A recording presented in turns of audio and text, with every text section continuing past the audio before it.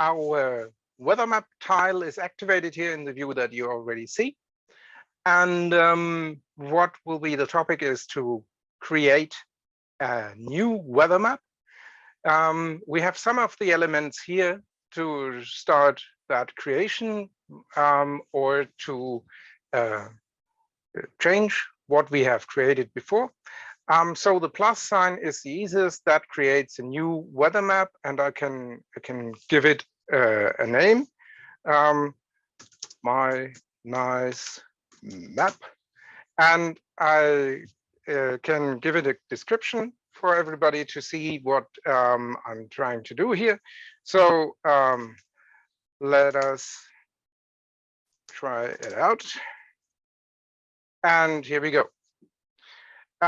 We have update options. We can show the state node, meaning that we get such a date and time displayed, and we get the update interval, which we should twiddle very carefully because it's of course related to the amount of information that we put into the map, how often we ask the server to recreate it. And then we have options for the link traffic, meaning that I can choose what is displayed in the label on the links. I could have last measurement value, which is the most common. When there is a value of a certain bandwidth, for example, I can have it displayed. Alternatively, I could choose some statistics that is available on that link, percentage average usage or stuff like this. So I'll go for last measurement value and say create. And I'm here on my nice new map, and it is completely empty. And I could have created it with this little sign here, meaning I choose one of the existing and clone the whole thing. And if I think I have forgotten something, I can go back into that dialogue we have just seen. And I could also alter here for all the links that will appear in our map. I could either in absolute link traffic or relative, then I would have percentage of the bandwidth. Or in absolute, I could just enter values. So if I'm going from 5 kilobit to 50,000, I could say, well, this is, sorry, double clicking, this is okay for me. And if I go from 50,000 to 500,000, that would be already a minor error or a minor alarm to see, and so on and so forth. I can choose all that. I get here a bar that shows me the relations that are entered, and much the same would be if I do that in relative link traffic. I have the option to assign tasks to the tags to the map, and I have the option to restrict the access, give it to certain users or customer groups. So having this said, there's two symbols left. One is the view mode. This is especially important when I go to some other maps that are already here and I looked onto them. I cannot change anything. If I go on my nice little map and I want to change something, I go to the edit mode and I immediately get a tool set here. And I can start to populate my map with this symbol that was also available in the rich client before. I can choose now nodes from the tag tree. I could use our tag filtering, and I say I add a filter. The type always, if I'm not sure what it means, there's this little triangle here and shows me the options. So this is the logical setup. I want whatever I choose to contain a certain value, and I can go to device, and I'm choosing device vendor here, and I'm choosing Juniper, and I add. I can let now StableNet choose from the inventory what we already know. If some nodes occur more than once, I can skip them. This is chosen here, and I can add the links for devices as long as StableNet knows them already. And I go and create, and they are only red because they are all selected. So I deselect them, and here is this option available. I see in net, I have chosen a lot of machines, and I go on save changes so that this doesn't disappear with just moving the mouse.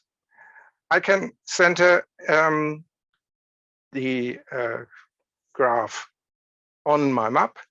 I can have shortcut lists and tooltips displayed. I can have a graph legend. So in these shortcuts, there is, for example, mentioned that pushing the control button and using the mouse wheel, I have zoom options. Also, if accidentally two nodes get superimposed, I can, with the Alt or the options and the left click, can toggle between these nodes. So this is for the selection, which is pretty convenient.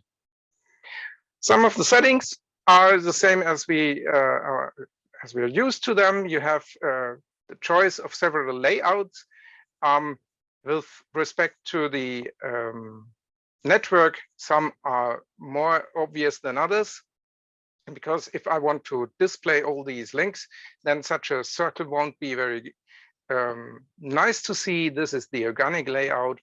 Or we have a rectangular layout, which now makes nodes a little smaller, but the information is there and I can zoom in. Or I can use the whole space for looking into my tooltips. This is just a mouse over. I didn't even select it. And I come directly to a diagram and to some basic information like the state that I defined, IP addresses, device model, and so on.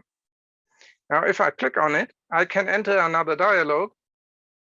And in this dialog, I could enter some description to specific nodes that I have selected. For example, here, I could perhaps want to tell somebody that this is on the 3rd floor, yeah, I can also say if they are in trouble, call a specific person on that extension, and as soon as I entered it here, it will show up on the top of this tooltip in the description. Another nice thing is, of course, the reference of the tooltip. And this is an improvement to earlier versions, because I do now not have to copy any links of some measurements or data. I can just jump in and find in the tree my my node that is somewhere down here.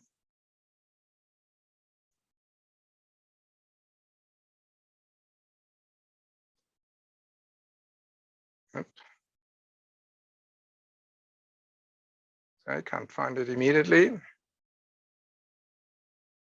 Go out and try it once more. Go here. So the node is called V2CR2. I go to the reference, go to the tooltip, select the measurements, and then we get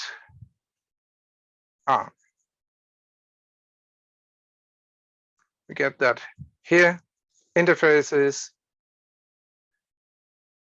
and I can just add measurement on that particular interface. And I have here some statistics. And of course, I can conveniently alter the settings like I'm doing here because I want another title or any other thing that you have in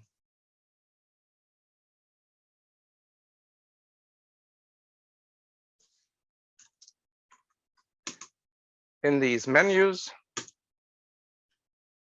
Yep. And now it changed, and that is something that for now is on the tooltip of this router as long as somebody else changes it. We have, of course, the other options that you may know from the previous versions. For example, I can show the links with dynamic width and with dynamic colors. And I can even choose a scale divider if that is too much in my mind. Then I can alter these settings as well. Right. Last but not least, before I'm running out of time, we also have the possibility to put on some statistics on these values.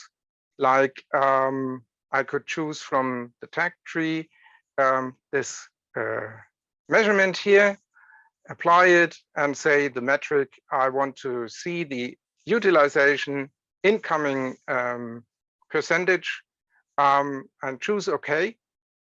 And then I get it down here in an extra line what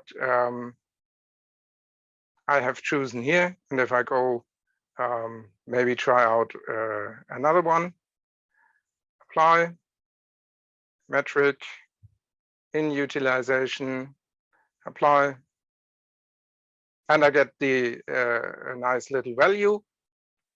And in addition, I could call everything OK and only in a certain window of 5 to 50%. Or say 0 to 50%. I could say we need something else, and then I get a color on the label. Right. To finish, of course, also like in the previous versions, you have the possibility to set logos, to add additional text, to add web links. And this is just conveniently straightforward. You just load the image from somewhere, and I, of course, predefined a little bit that you don't have to watch the thing loading. Here it is, and it's too large. Doesn't matter. We have a scaling option here, and I put in 7%. Yeah, that is already okay. And then I can move the thing around and have my logo displayed on the map as well. So to summarize, we have been able to put all the aspects of our weather maps from the rich client into the portal. We can even have some shortcuts as for these tool tips that you can directly edit and get more information out or customize your information. And as usual, you can have several layers. You can link with web links, you can link with other weather maps. Everything is right at hand and directly clickable here. And with that, I think I'll close. Thank you very much.